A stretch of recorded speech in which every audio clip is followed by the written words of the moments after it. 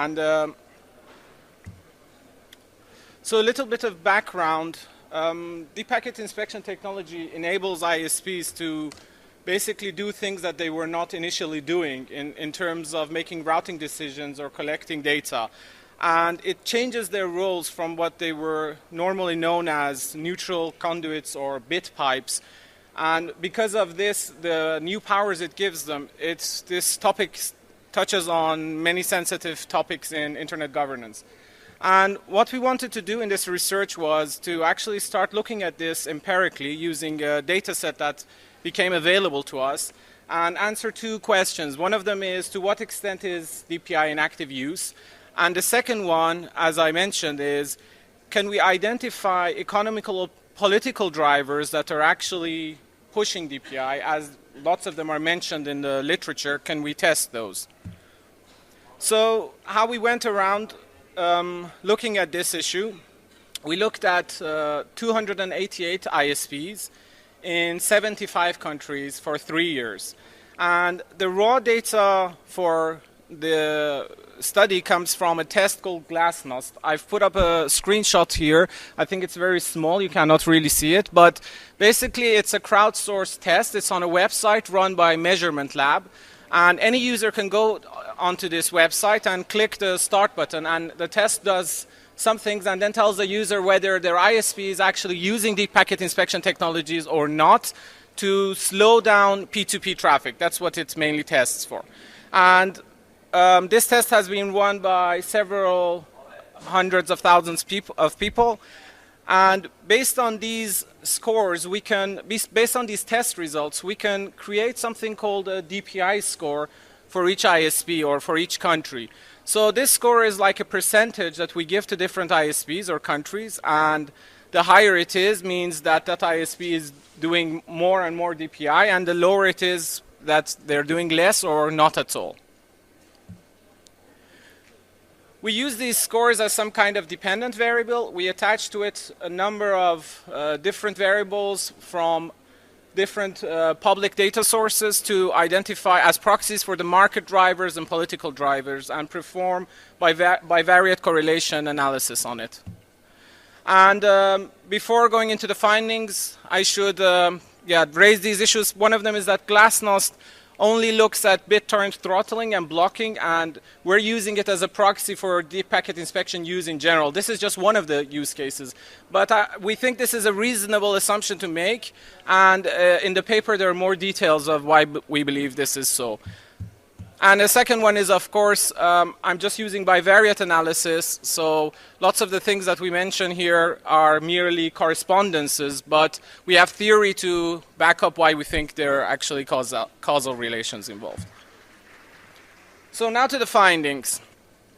First of all, in 2/3 of the countries in the sample, we saw that these countries are using some ISPs in these countries are using deep packet inspection technologies.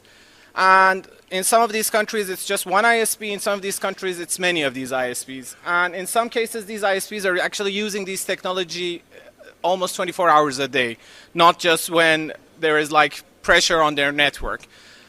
There's pervasive use. So in this heat map, you can see the different countries, and the darker the shade is, it shows that the more deep packet inspection is being done by ISPs in those countries. As you can see, for instance, China is very high, but so is the UK or Canada. And then there are some countries which are pretty low.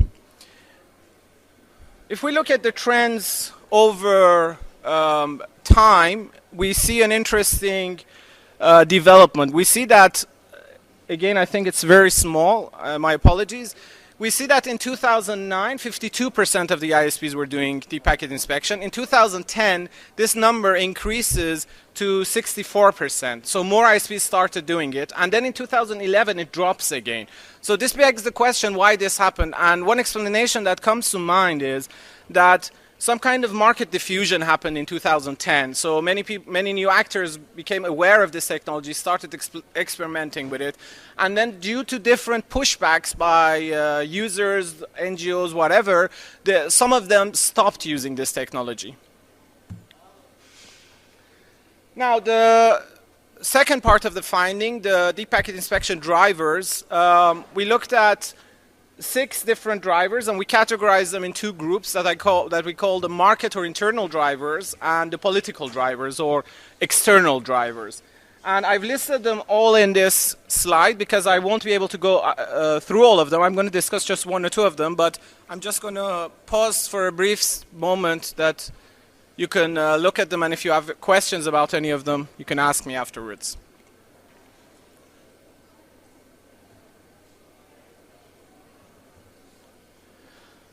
So the first hypothesis I'm going to look at is bandwidth. This is actually the most cited reason by ISPs why they deploy deep packet inspection, is because there are lots of bandwidth constraints on their networks. So we thought of how can we test this empirically, and using a variable from the International Telecommunication Union, which is the international bandwidth per user. So basically, the more international bandwidth there is in a country, it means that internet is cheaper for ISPs in that country. And based on this variable, this hypothesis is accepted. The actual significance levels and the correlation coefficients, etc., you can find them in the paper, what they are. But these are all significant. One of the political drivers that's also interesting, and it would make sense to a certain extent, is that privacy protection regulations lower the probability of DPI use by ISPs. The motivation for the hypothesis is pretty obvious. Using data from the NGO Privacy International, we find out that this to be true. There is a significant relation. The variable is called privacy index. Basically, the higher it is, those countries have either more protections in law and also in actual use. And so, for instance, there's less government surveillance, etc., etc. And if we look at the patterns, what you see here, so I've grouped the ISPs here based on the country that they're located in. The red line presents the ISPs that are located in countries that have low privacy indexes. These are countries that, for instance, there's lots of surveillance, there's fewer protections. The blue is with medium privacy index, and the green is with high privacy index. On one axis you have years, and on the other axis you have the DPI score. So this is basically, the higher it is, the more DPI is being used, and these are averages. So maybe one of each group of the ISPs that I'm looking in these groups. So maybe one is higher than the other. What we see is that in 2009, all these ISPs in different countries, they start more or less the same, at the same point in the amount of DPI use.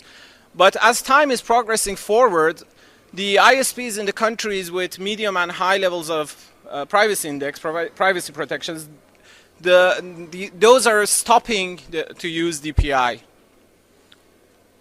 Or they're using it much lesser times. The final driver, political driver that we looked at was copyright industries, the strength of copyright industries in countries. So this is also, again, there's lots of debates on this ongoing that, for instance, the creative industries in countries, they're lobbying to push ISPs towards adopting any kind of technology that basically allows them to stop users from infringing copyrighted material online. And one of these technologies would be DPI. So we would expect to see some kind of correlation here. We used 2 different proxies, and using both of them, this is actually rejected. We don't see any of this. One of them was the percentage of exports of creative industries in these countries as percentage of total exports, and the other one was the amount of software piracy that happens in these countries, with the motivation being that when there is less software piracy, it means that the copyright laws are more powerful in those countries. And with both of them, these are rejected. This appears a bit, to myself, it appeared counterintuitive a bit. It was unexpected, but it basically means that in the battle between these 2 lobby groups or these 2 sets of actors, at this moment, the ISPs have the upper hand. And this is actually supported also by previous qualitative research that's been done. So this brings me to the final slide. which is basically just a summary of what I said. Half of the ISPs, studied in 2/3 of the countries, are making noticeable or pervasive use of deep packet inspection technologies. So no matter what the debate is, the ISPs are doing this. And this figure is lower than a peak it had in 2010, but it's still quite high. And looking at the different drivers of DPI, the first question that this paper actually started to answer, we find that bandwidth scarcity, competition, censorship, weak privacy protections, all of these correlate with DPI use in countries in the way you would expect them. And we find that network security and copyright industries, these do not correlate with. And these drivers that are listed here are the typical use cases you would see for DPI. There is still much to be said because it would be interesting to actually explore the relative strengths of these factors against each other, but that requires multivariate research, which we plan to do for future work. Yeah, that comes to the end of my presentation. Thank you all for your attention.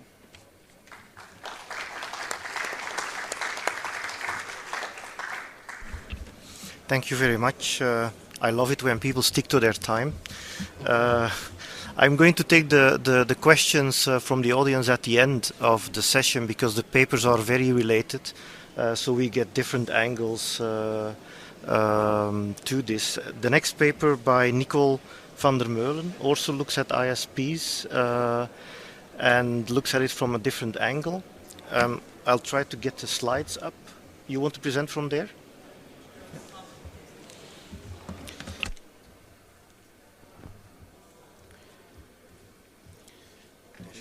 Yeah, we copied them on the desk. Which one was it? Internet policies, no. Cookies.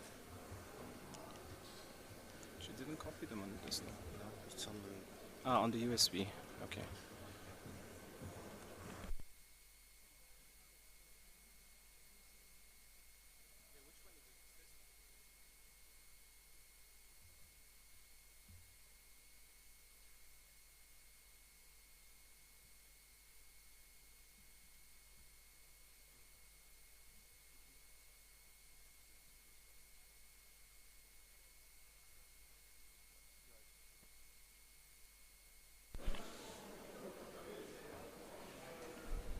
Good morning. Is it still morning? No, it's good afternoon. Okay, I'm going to try to stand still and not move around too much. Otherwise, I might lose touch with the microphone. My name is Nicole van der Meulen. I'm from the Free University of Amsterdam, and I co-authored this paper with my colleague Arno Lodder.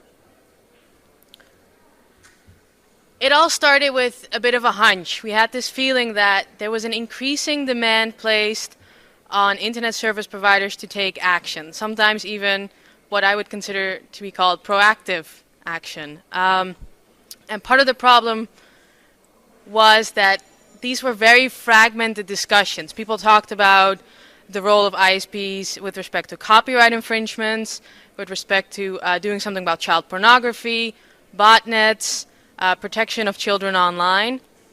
And because it's such a fragmented discussion, it was very difficult to sort of develop a comprehensive overview, or at least we thought there wasn't a comprehensive overview or inventory of what exactly ISPs were asked to do. And we don't mean it in the sense of what actions they were asked to take, but more in terms of what themes were used to justify these actions. So one objective of the paper was to come up with an inventory of themes that were used to justify actions. The other one was to develop a criterial framework to determine the acceptability of requests placed on ISPs. Now, how these connect, I will go into later, because this is a bit of a challenge I discovered along the way. So what themes did we stumble upon while doing this research?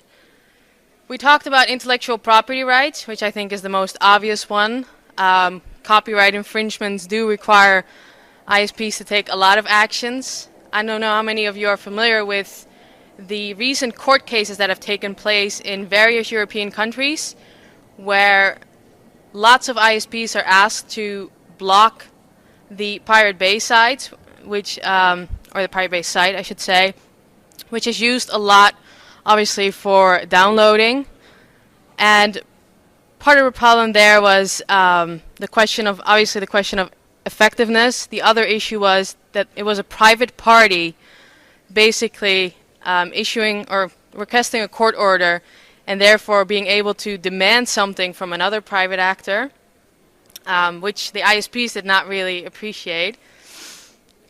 Another issue, obviously, is child pornography, a very thorny issue in the sense that it's very difficult to say anything not supporting action against child pornography.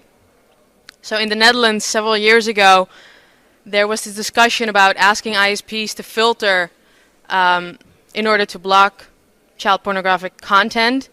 The ISPs resisted, partially based on their role within the internet governance, but also because of the question of effectiveness. Ultimately, mainly because of the point of effectiveness, as well as the question of legitimacy, because the law enforcement community asked them to do something which the law enforcement community itself is not allowed to do. The debate died down, at least in the Netherlands, but at the European level, several years ago, there was the same debate. Once again, effectiveness prevented it from going through there. Terrorism is another popular theme, I would say, especially within the European Union. The Data Retention Directive has been an issue for ISPs, where they have to maintain telecommunications data from users for anywhere between 6 to 24 months. And what's very interesting is that a similar legislative effort actually failed twice in the United States, which I found very intriguing, especially since the war on terror that's pretty imminent, or at least that's been used for a lot of legislative initiatives in the United States. Another thing with respect to terrorism is what's called the Clean IT project within the European Union, which is very vague, doesn't have a clear focus, but it's basically trying to clamp down on terrorist use of the internet. Once again, they turn to ISPs to take action. It's unclear as to, like I said, what exactly the focus is. What is on their site is basically saying that we want a non-legal framework, or at least non-legislative framework, to take action. They're asking ISPs to basically monitor, I would say. It's probably a little more complex than that. But basically also provide the personal data of people who might be suspect of terrorist use of the internet. Obviously, there's a lot of resistance toward that type of action, once again, because this turns ISPs basically into law enforcers, and without any legal fundament. One of the themes that came up I only did a couple of interviews due to time constraints, but one of the themes that came up that I don't think has been discussed extensively yet in the literature, because it's relatively new, is the protection of children. It's a broad theme. A lot of things are sort of, put together under that justification. We have to protect the children. That can include awareness, it can include security. But what happened in the United Kingdom was to introduce a bill, or at least initiate something that would require users to opt in for viewing at pornography in order to protect the children. But this once again becomes an administrative duty then of the internet service providers. So these were the four what I would like to call sort of external categories, where the requests placed came from outside parties. With botnets, obviously, it's a little different in the sense that ISPs recognize the importance of doing something about that. They have sufficient incentives to do something about that. So I would have labeled that as a hybrid category, basically saying ISPs understand they have to take action, and they do take action, but there is some external aspect to it, in the sense that some people don't consider what ISPs are doing enough. And that sort of transitioned into the next category, which is spam, which is, interestingly enough, according to my co-author, self-initiated by ISPs. So unlike all of the other examples, where there was an external request or an external demand to take action, here they recognize the need to take action in order, to provide better service to their users and to have the internet run in a more or in a better manner, basically. And what's interesting is when spam regulation came about, the ISPs weren't even considered. It was between the sender and the receiver. So this is an interesting, I thought, observation. I'm open to, that's why this is sort of a, obviously the paper is still in progress, so anybody who has any other ideas for themes which are being used to justify, as we call it, ISP action, I'd love to hear it.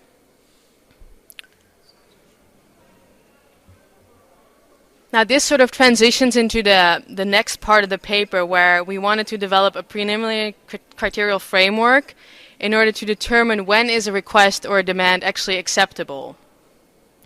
And the reason why we sort of transition it by talking about the slippery slope, because one of the reasons for rejecting certain duties or certain demands is saying, well, if we're going to do that, then the odds are, you know, other people are going to request it. What's interesting is, at least in the Netherlands, when the court order was issued and they were asked to block the Pirate Bay, the private party, so the anti-piracy organization, actually said, well, why can't you do it? You also, you know, take action for spam, you do things for antivirus, against botnets. So since the instruments exist and since ISPs have shown that they have the technical capacity to carry out these things, there is this notion that they can do it for whatever is necessary or considered necessary.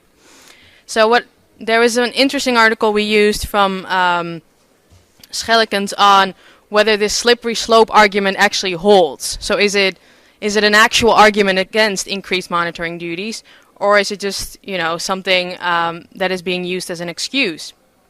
And he basically states that as long as the stance remains no unless, then we shouldn't really worry about a slippery slope. But as soon as it becomes yes if, then you need to argue the exception rather than the rule. And there needs to be a clear cutoff point, which is difficult to prove whether it's actually there. So this was sort of the bridge into the development of a preliminary criterial framework.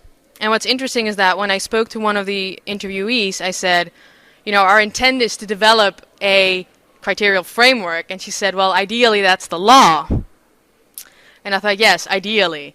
Because the DMCA in the United States provides many of these conditions. It considers, you know, to what extent is ISP involvement necessary? What are the alternatives? And it also questions the effectiveness of countermeasures to reduce the problem. As well as the benefits to the internet as a whole and obviously the users. So many of these aspects aren't new. This isn't some sort of discovery, but obviously they've been... How am I doing on time? 5 minutes, good. This might not be anything new, but obviously they've been applied in such a restricted manner. I mean, the DMCA only applies to copyright infringements, but it's a very good basic framework to also consider when making other demands and other requests. So we took these, and obviously this is once again, just as the first part, something it's still a little rough, we're still trying to allow it to evolve. And so we arranged these three criteria basically, which I consider the core, and then contingent on the others, because in order to, you know, say that obviously the requester must bear some of the costs. This is another thing that doesn't always occur. In certain countries, obviously the ISP has to pay for the action, and that is even more counterintuitive in and of itself. I mentioned the challenges, and when I mention challenges, I mean challenges with respect to the research in the paper, not with respect to the broader topic. This is a bit of a micro view. As I was writing, I felt that I might have been leaning too much on two thoughts. I was trying to make this inventory, and I was trying to develop this criterial framework, and somehow I'm not sure if they go along. So I'd be very interested to hear what you all think. And the other thing is that I'm not sure if the slippery slope works enough as a bridge between both parts, or whether I should actually separate them and develop them into different papers. So in conclusion, like I said, the reason why we did this is because we fundamentally believe there's a need for a comprehensive overview in order to provide insight into the different types of themes that are used to justify action from ISPs, and how that, and that's the next step, how this would alter their role, basically. And the other part was the basis for a criteria framework in order to test the acceptability. So this is also with the view on the future, because ISPs have been, at least from my perspective, been sort of pressured into this unique position, and they are often the default party to go to without people actually looking at alternatives. By developing a more overarching criteria framework, my thought is that you can basically go about it in a more strategic manner to determine whether a request placed or invoked on an ISP is acceptable. Thank you.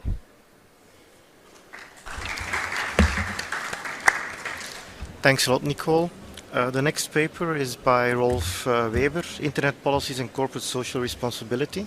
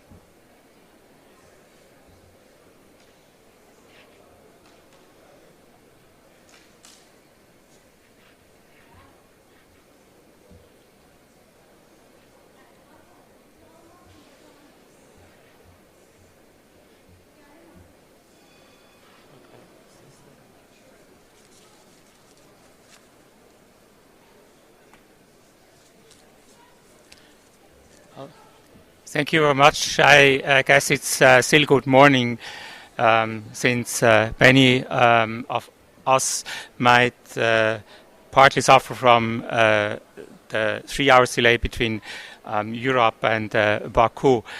On the other hand, in fact, I feel a little bit squeezed between already 7 very rich, I don't know, at least partly digested presentations this morning and lunch, and I guess all of you in particular you are waiting now lunch, so I try to keep my comments relatively short.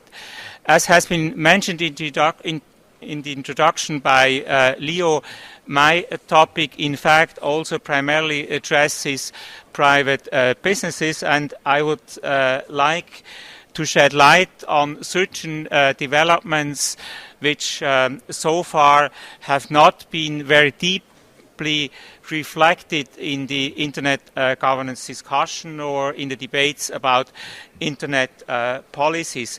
Very obviously, traditional human rights have always been a topic from the beginning of the processes in the visits Geneva and Tunis throughout all the IGFs since Athens. I may refer to the Human Rights in the Information Society Caucus and of course to the Dynamic Coalition on Human Rights and its Internet Bill of Rights. And these attempts, these very important and at least partly fruitful attempts have, for example, led to the fact that the UN Human Rights Council quite recently in July 2012 adopted a resolution on the promotion, protection and enjoyment of human rights on the Internet.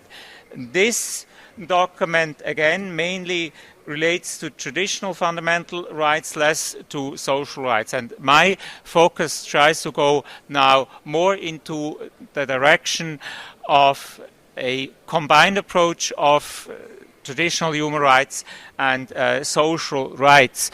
I thought this had not been sufficiently discussed in the past. I would have perhaps to change my statement very slightly, because after I delivered my paper to GIGANET, the GNI, the Global Network Initiative, has published at the end of September a short paper on corporate responsibility and global internet governance. However, this paper is very short, partly very thin, and I guess that my presentation of today is justified, notwithstanding the fact that GNI is now apparently also looking at the issues. What I would like to do at the beginning is just mention very briefly two main developments which we see in connection with corporate social responsibility.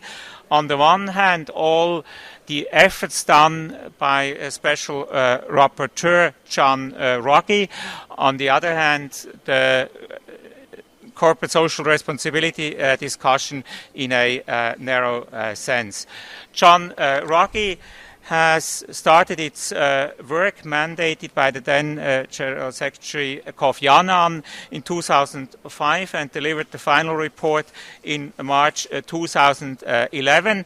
And in principle, John Ruggie refers to three pillars, namely the state duty to protect human rights, that's a traditional approach, the corporate responsibility to respect human rights, to fulfill their moral commitments of respecting human rights. All types of businesses should avoid infringing human and social rights of others.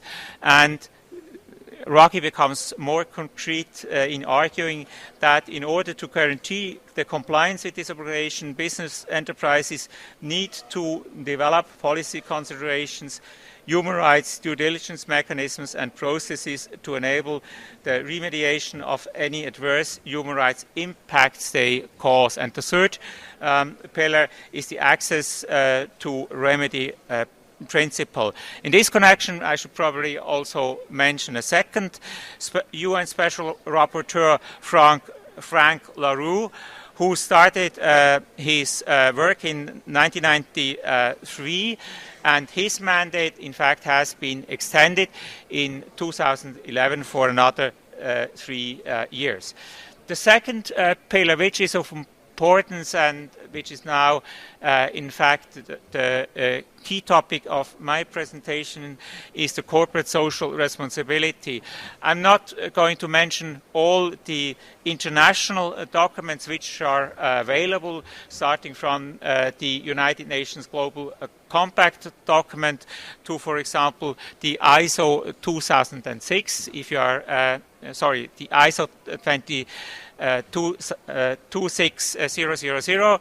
So if you are interested, you may have a look at the manuscript which is uploaded, but I would like to refer to the EU Action Plan of fall 2011, going back to earlier statements and documents of the EU starting in 2001 already.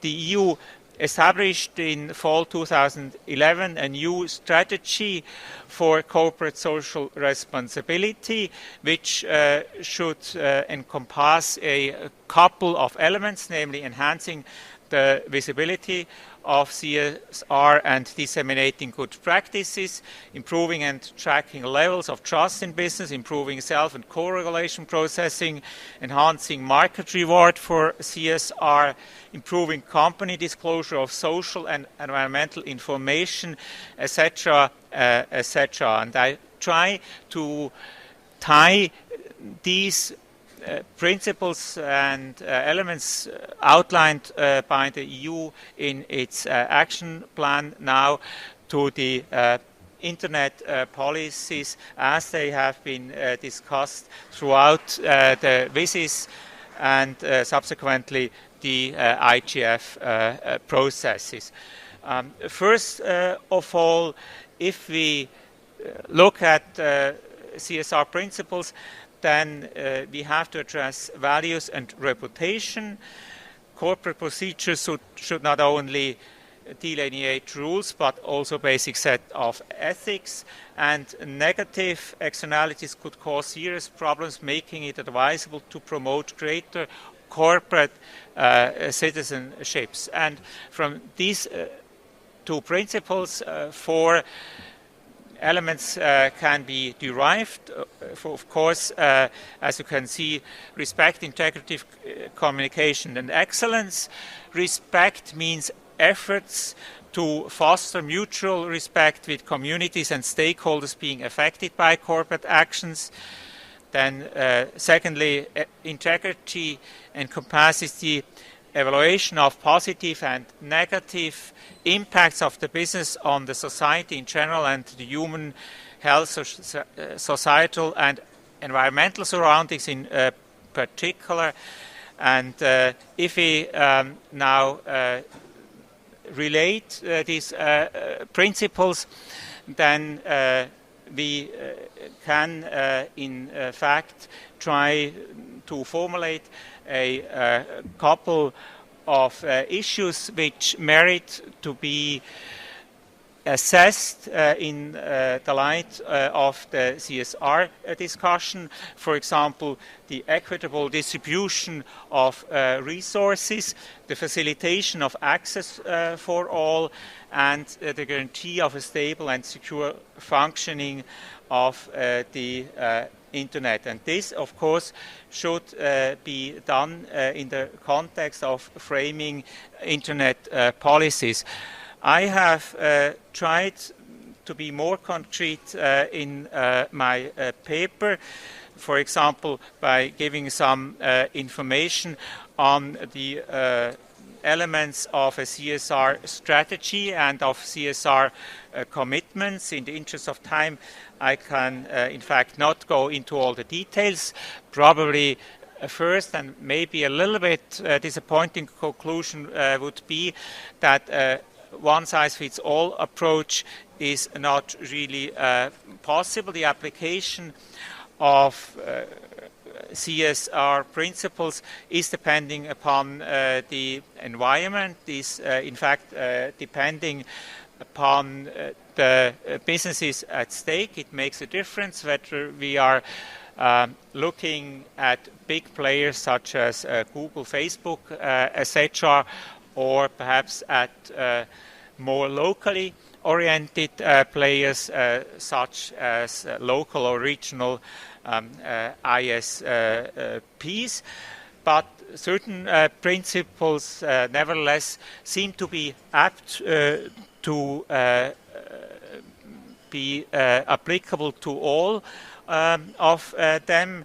For example, the implementation of CSR commitments should be done on the basis of measurable targets.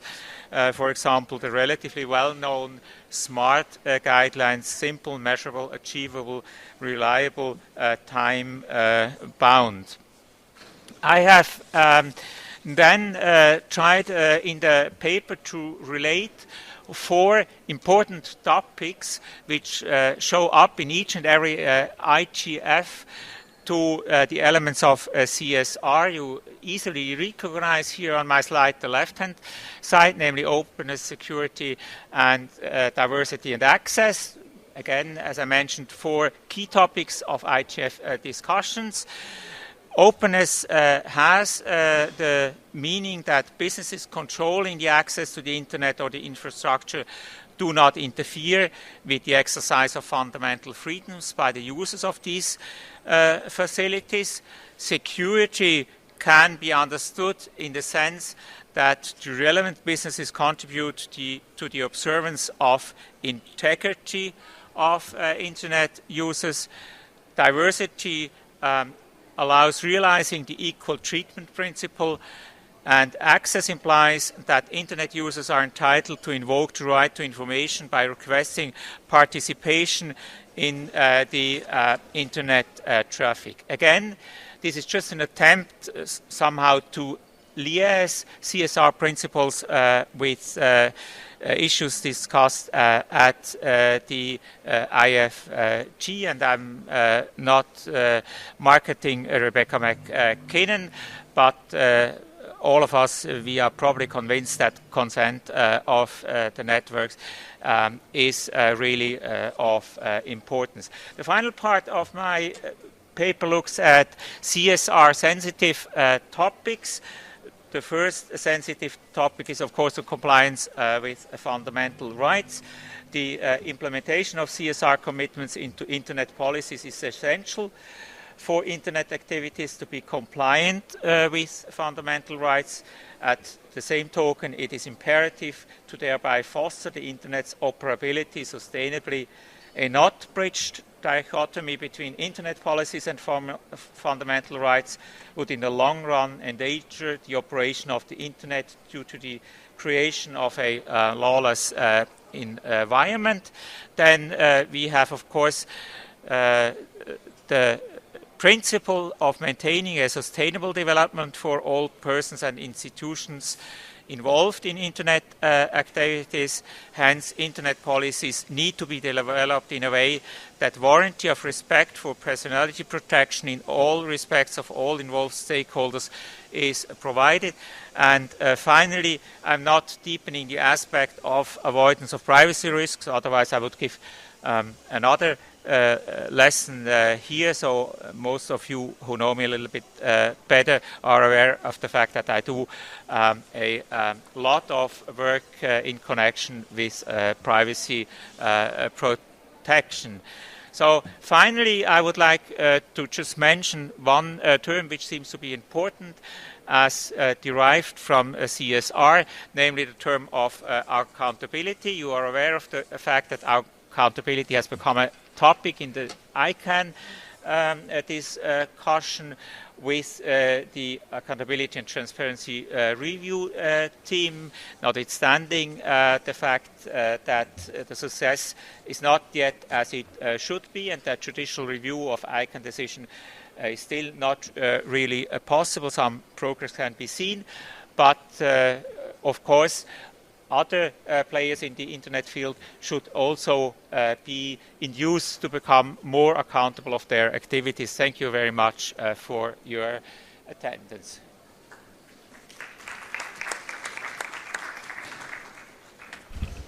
Thanks a lot, Rolf. Maybe a first question to the three of you, or at least thinking about what Rolf just presented on CSR. Did the other authors come across this issue when studying ISPs? Because ISPs were mentioned as an important possible actor also for social responsibility. Did you come across these issues when doing studies on deep packet inspection and on the role of ISPs in general? Nicole? Well, I did come across it with respect to the protection of children, that they have a social responsibility with regard to that, yes. That's the one thing that comes to mind now. Mm-hmm. I think there are two aspects to it that we came across. But both of them combine under the same thing, that I think ISPs act under the market incentives that they work on under, and for instance, branding and reputation can be one of those. So if things like CSR are promoted in a country or specifically, then I think ISPs would be sensitive and react to them. But apart from that, for instance, what we see in the case of DPI, I think ISPs mainly do what they find makes sense for their business, irrespective of if the technology is actually being used to surveillance or not. Okay, thank you. Can I get some questions from the audience? Okay, I see a few hands. Julia, could you please hand the microphone? There was somebody there.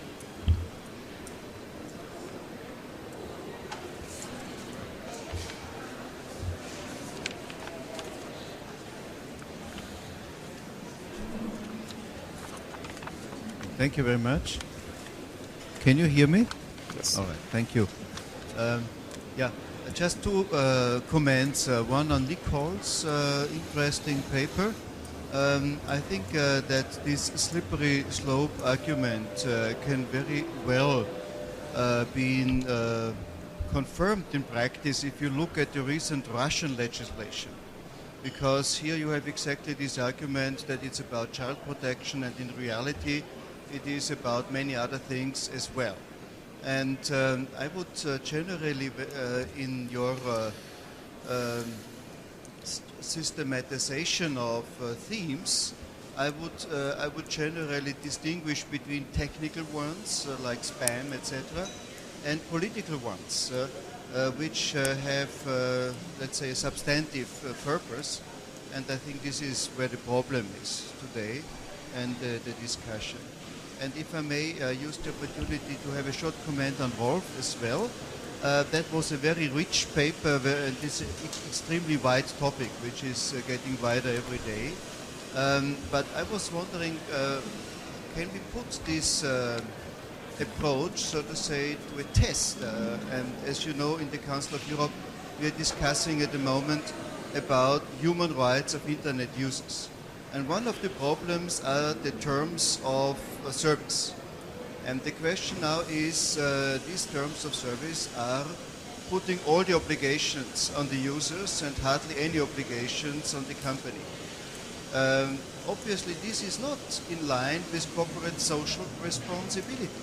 So would that be a way to use the Ruggie principles, protect, respect, remedy, also in that context, to apply them to human rights of users in these terms of service? Thank you.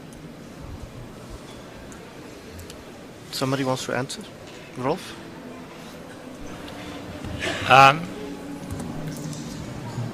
Thank you very much, Wolfgang, for this question.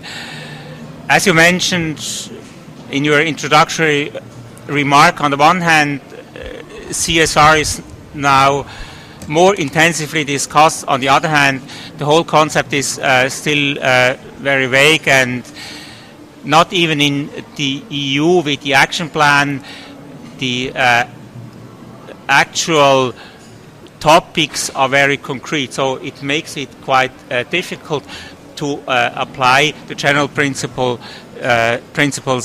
in practice.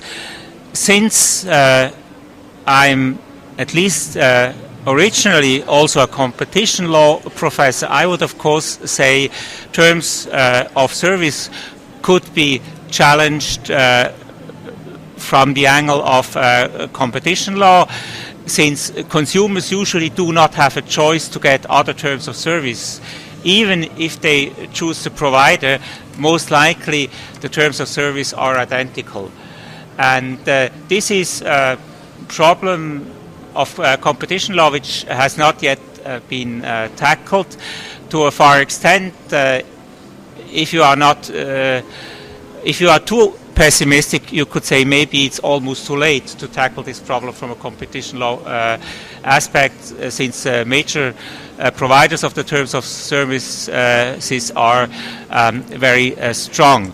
But in the long run, I would not exclude, and I'm closing now the circle, that corporate social responsibility principles could also be applied in connection with terms of service through indirect, through the notion of indirect application of human rights, and then this notion would have to be concretized by referring to some kind of level playing fields on the offeror and the consumer side, somehow more or less equal allocations of rights and obligations, but I guess this is still a relatively long way to go.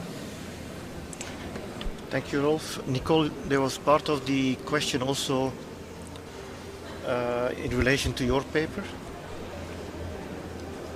Oh, I didn't know there was a question. I took it more as a very useful suggestion. Okay. There were other questions. Can I please see?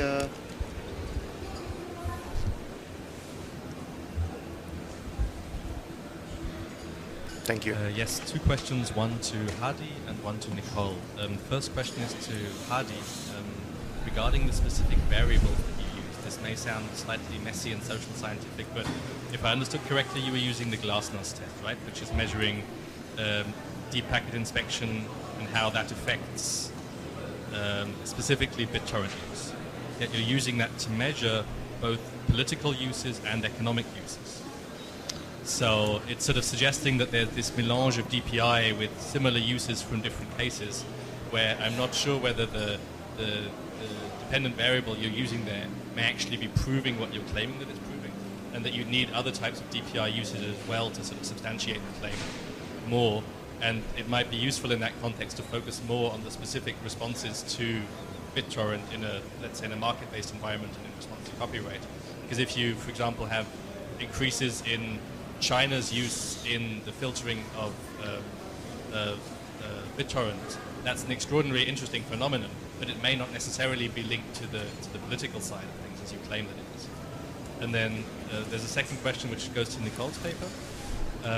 The framework, the criterial framework you have at the end in the printed version of the paper is interesting, but I challenge you to add two aspects which I think could be helpful to sort of organize it.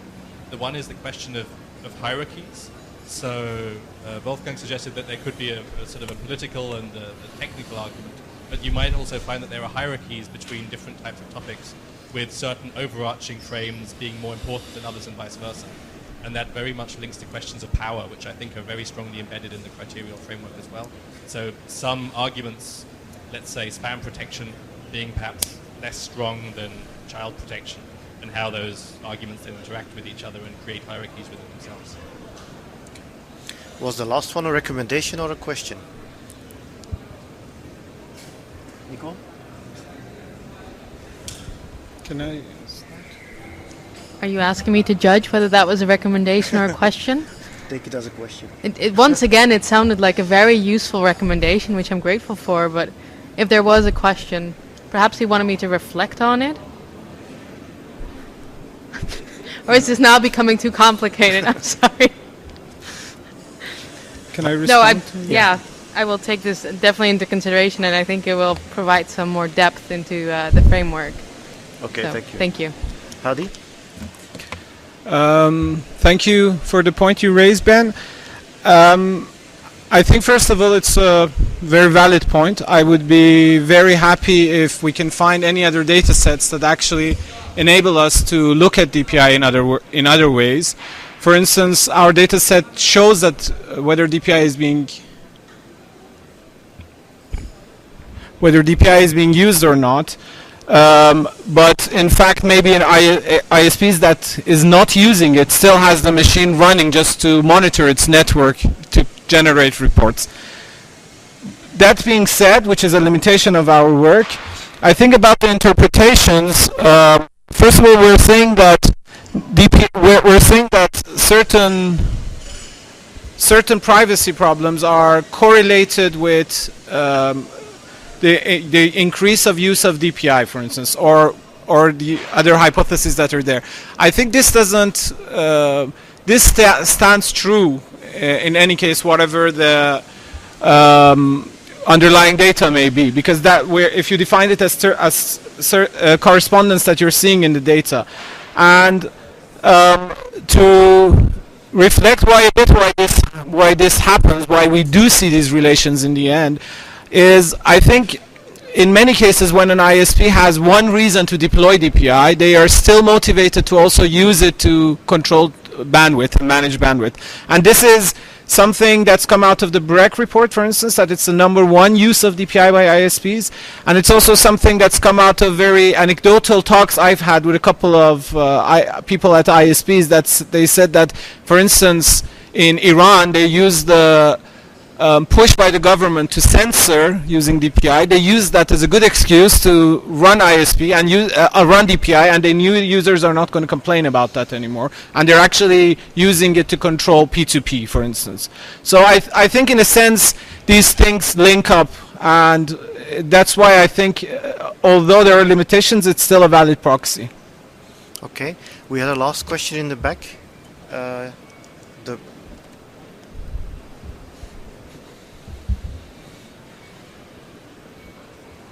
So, can you hear me? So this one's for Nicole again. It's more like another good suggestion. Well, I don't know if you get in your paper, if you study in other countries about what your paper is about, but have you seen an coordinated movement around the world to try to control and monitor the users through ISPs under the child pornography argument? I'm from Brazil, and I can see that kind of movement over there and in other countries. Have you seen something like that? Your paper, your studies? Thank you.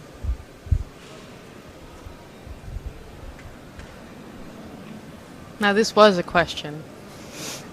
I wouldn't go as far as to say that I've seen a coordinated move to leverage the child pornography argument as a means of control. I wouldn't go that far. I think there's obviously suspicions I have, but I don't have enough to actually, I would say, back up the argument. So I'd be very interested to talk to you, because there's a lot of countries that weren't included, obviously, in the paper. The main focus is European countries or the European Union itself. Obviously, some developments in the United States. So I'd be very interested to talk to you. Thank you. Okay. Thanks a lot. I have an announcement to make as well, of a more practical detail. It's been quite challenging to organize this. We started communicating about coffee in July, and only on Friday we were confirmed that there was coffee. Same for food. There's no food here on the premises except for things organized. We've organized some food this morning, and normally in about a quarter of an hour they will serve something here, quarter of an hour to 20 minutes. We would like you to add a bit in terms of the financing. It's about 8 Azeri, what was the currency again? So it's going to be served here if you want to have something to eat. There might be other organizations offering something, but there's no restaurant or no other possibility of having something to eat on the premises today. From tomorrow onwards, the organization has provided. I want to say as well, we get lunch bags, which we improvise, so I don't really know what they contain. It has something to do with rice. I don't think it's vegetarian for those who... you can't hear me? Yes. So yeah, they will be delivered normally at 1:15 in the room. So feel free to grab a bag, feel free to contribute if you want to contribute to the budget. It wasn't planned, but since we heard that there's no lunch, we had to improvise something. And we will also have a second coffee break, which will take place in the room, because there's the ministerial meeting outside and they can't have it there. Okay. Wilson, do you want to say something?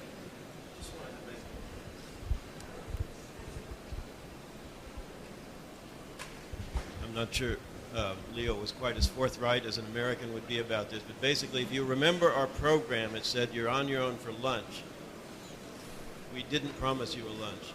We discovered that there's nowhere to eat here. Therefore, we are buying lunches, which is not in our budget. So we'd very much appreciate it if you would pay for the lunches by giving us 8 Azeri dollars, whatever you call them. Euros. And, or even more. You could give us 10 and we will not give you the change. But we'll appreciate that. Thank you very much. Thanks a lot. We reconvene at 14:30, so 2:30. Thanks a lot.